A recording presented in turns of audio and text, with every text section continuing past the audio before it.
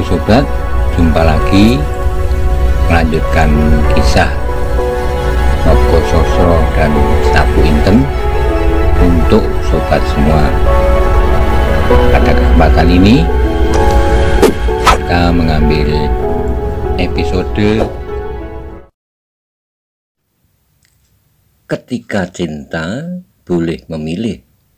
Selamat menikmati. Salam budaya.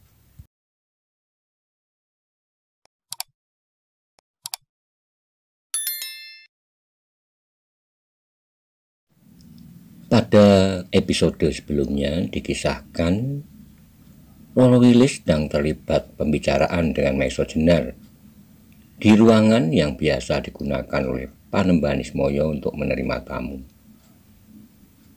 Bagaimana kisah selanjutnya mengenai hasil dari pembicaraan itu? Simak bersama-sama. Monggo kula aturi subscribe, like, komen, soho share. Matur nuwun. Tiba-tiba Maiso Jenar mendengar isak yang seolah-olah meledak begitu hebatnya. Ketika ia sekali lagi menoleh, ia melihat Roro Wilis sambil menangis duduk di atas buah batu hitam yang beralaskan kulit kayu. Dan kembali kedua telapak tangannya menutupi wajahnya yang basah karena air mata. Melihat keadaan itu, Maiso Jenar tertegun sejenak. Bahkan di luar sadarnya, perlahan-lahan ia berjalan mendekatinya.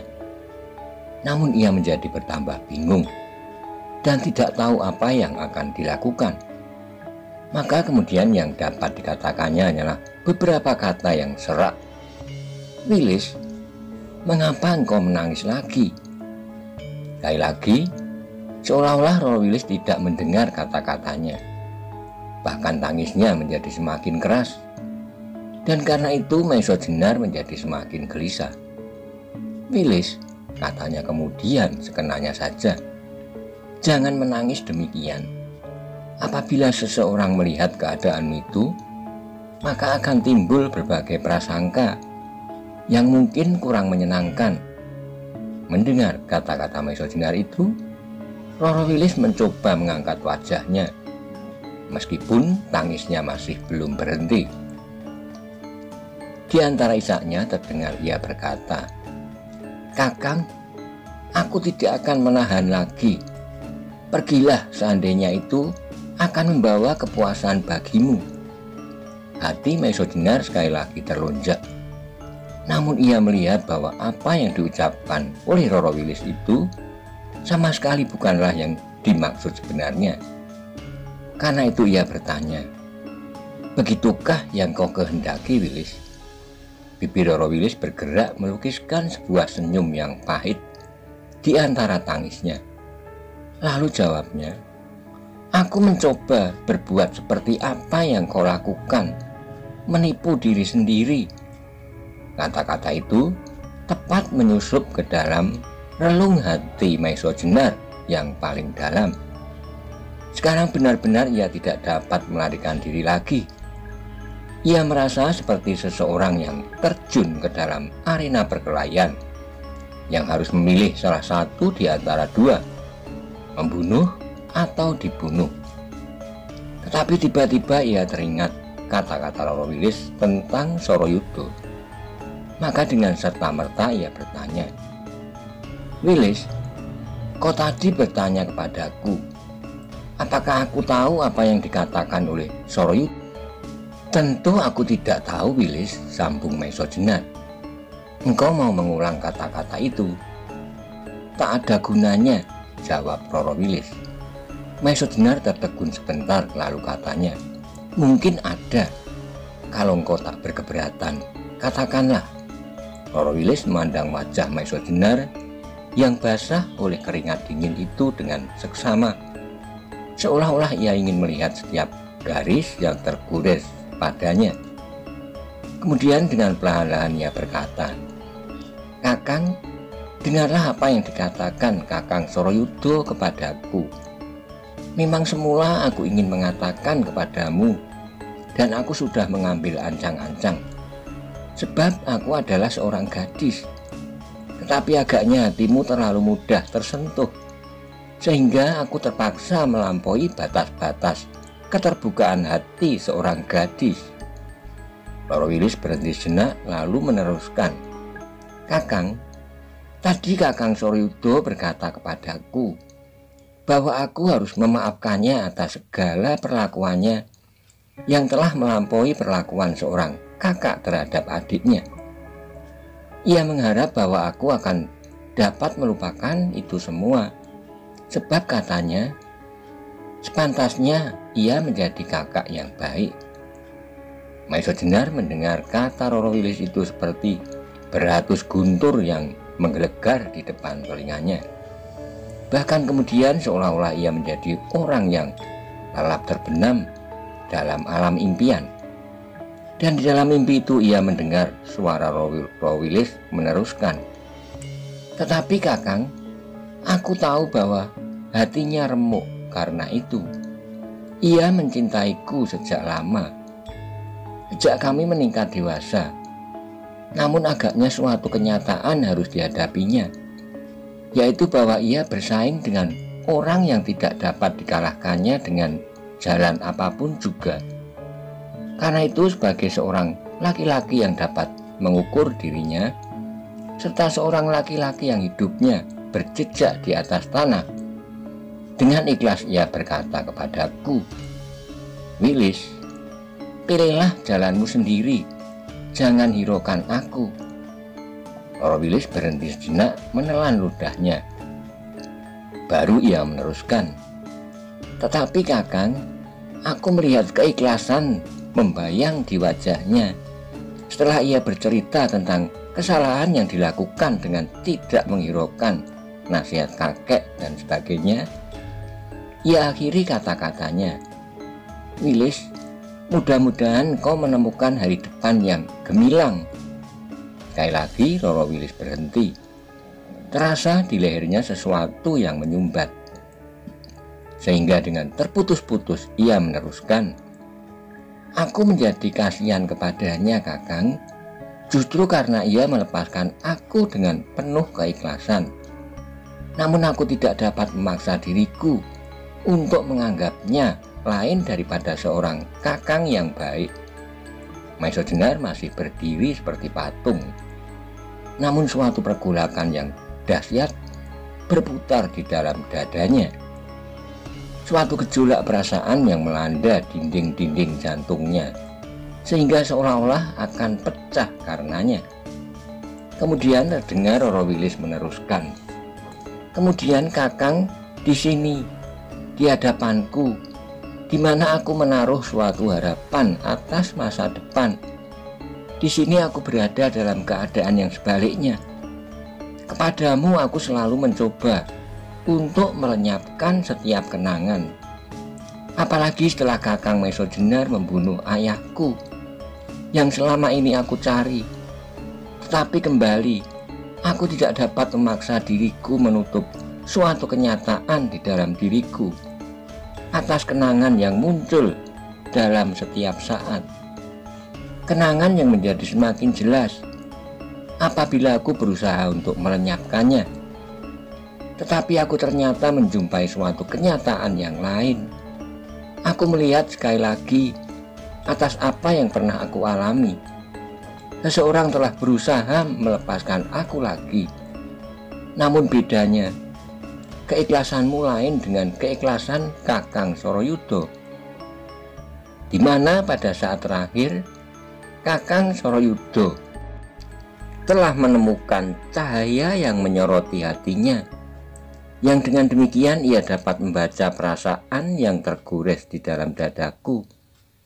Tetapi engkau Kakang, engkau mencoba untuk menghapus goresan itu, bahkan goresan di dalam dadamu sendiri, dan mengganti dengan bunyi-bunyi yang lain.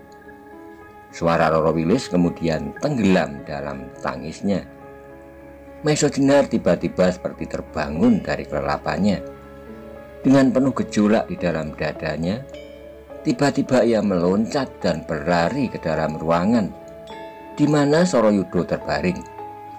Apa yang dikatakan Roro Wilis tentang laki-laki itu sangat berkesan di hatinya. Bahkan dengan demikian ia menjadi ingin mendengar dari mulut Soroyudo sendiri. Mendengar langkah Maiso Jenar, Soroyudo membuka matanya. Dan ketika melihatnya Maiso Jenar berdiri di sampingnya dengan napas yang terengah-engah, tergoreslah sebuah senyuman di bibir Soroyudo. Senyum yang memancar dari lubuk hatinya. Soroyudo, teloncatlah kata-kata yang terbata-bata dari mulut Maiso Jenar. "Mengapa engkau lakukan itu?" Senyum Soroyudo semakin jelas membayang wajahnya yang jernih. Kemudian jawabnya lirih, "Kau keberatan?" Maiso Jenar tidak dapat menjawab pertanyaan itu. Bahkan napasnya menjadi semakin cepat mengalir. "Maiso Jenar," bisik Soroyudo, "akhirnya aku merasa bahwa kata-katamu mengandung kebenaran. Yang kita persoalkan adalah seseorang yang memiliki perasaan seperti kita.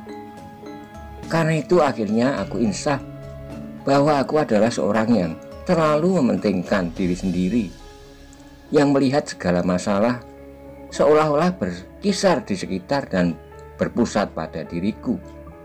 Namun syukurlah bahwa Tuhan memberi petunjuk sehingga aku menemukan jalan yang wajar."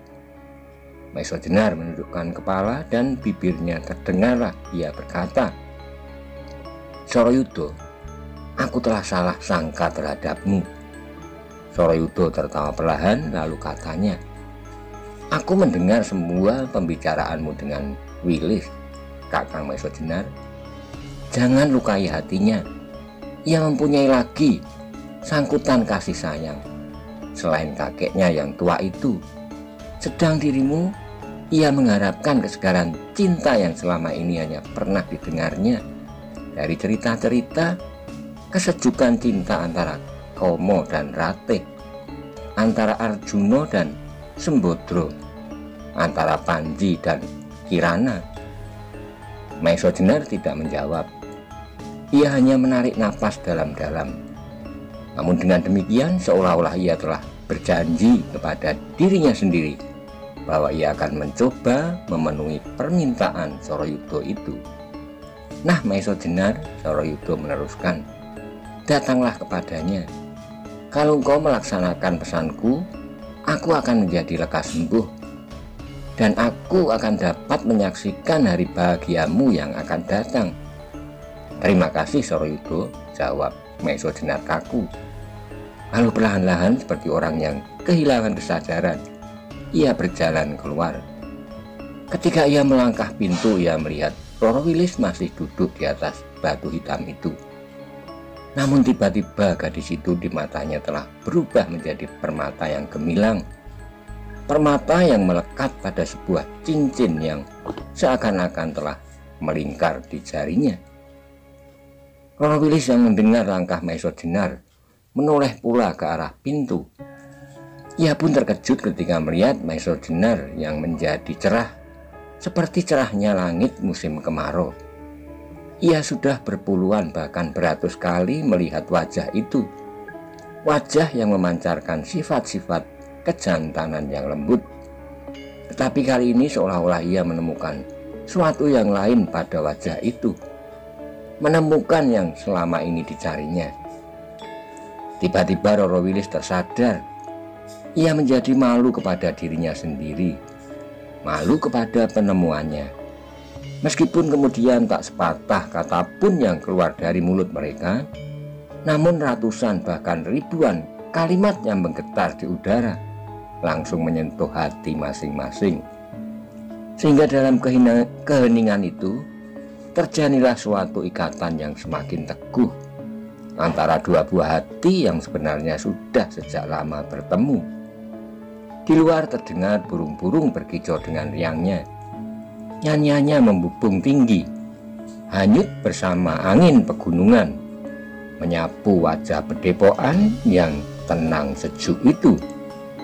Dalam keheningan itu tiba-tiba terdengarlah suara tertawa yang bening, disusul dengan langkah-langkah kecil Berlari-larian, lalu terdengarlah suara kerikil berjatuhan. "Bukan salahku," teriak suara yang nyaring. "Jangan nakal, Widuri," jawab suara yang lain.